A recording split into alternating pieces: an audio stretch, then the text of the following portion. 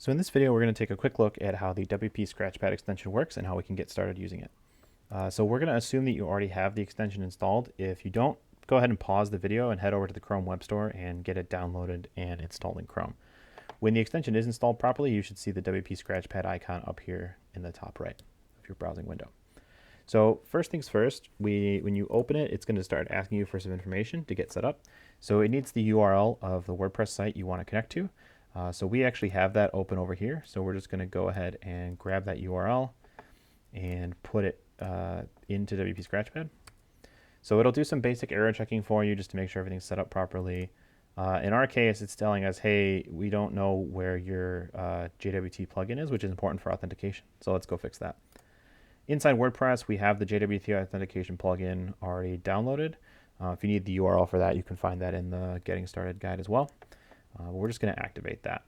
And what that does is now on every user's profile, we'll just take a look at mine, there is a new section called API key pairs. So we're going to need this to authenticate with the site from within WP Scratchpad. So let's go ahead and generate a key pair for me here.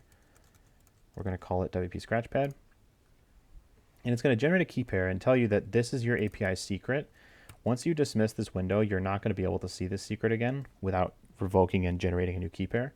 So it's important that you either copy this somewhere securely or you can download the JSON key pair file so you have that able to be stored. So we're just going to copy it for now and dismiss that window. So now we've got our authentication plugin set up. Let's go back and see if we can get our Chrome extension set up. So if we put in our URL up here, now that we have the plugin enabled, it lets us go ahead and says, okay, this is a good site URL. That's the one we're using. And now we're going to log in as a user. So I'll paste my API secret in here that we just copied. And then the other piece of information we need is our API key. So we'll put that in as well. Looks like we got a tab in front there, and then log in.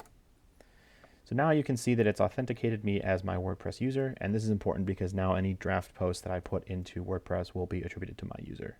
And it just makes keeping track of things easier. Cool. So now that we've got the extension set up, at any point when you're kind of just browsing around the internet, you can, if you find an interesting article, for example, this article about how players are fixing Microsoft Flight Simulator, that looks kind of interesting to me. I can say, okay, cool, this is interesting. Let's take a look at this. We maybe want to write a post about this. So we can just grab this link, pop open WP Scratchpad. We're still authenticated with WordPress. We're still logged in. And we can just write a title that'll tell us remind us what our idea was about. So we can say Microsoft Flight Sim players fixes. And we can just put anything in the post content we want. You can put HTML in here, anything like that. But we just want to put a reminder about why we wanted to write an article about this. So we should really talk about how players are helping to fix the Flight Sim environment. And we can also just put a link to this article, so in case we need to reference what initially gave us the idea. Like I said, you can paste things like YouTube embeds in here, links to Twitter can go in here, and depending on whether you're using the new block editor or not within WordPress, you can turn those things all into blocks once it gets in there. So we'll just hit post as draft, and it posts it, and we're done. So this really didn't interrupt our browsing experience at all. We didn't have to log into WordPress and get all that, open it in a new tab and do everything. So it's pretty seamless. And you notice that there was a link up here when we posted the article that said edit in WordPress. So that's a link directly to your WordPress site. If you do happen to be logged into WordPress, you can click on that link to just jump right in and start editing your draft right there. But since we didn't click on that link, let's close the extension for now and just go over to our WordPress site and check on our post. So you can see here, we've got our post title, which we put in the extension. It's attributed to my author, and our content's right in here, ready to go.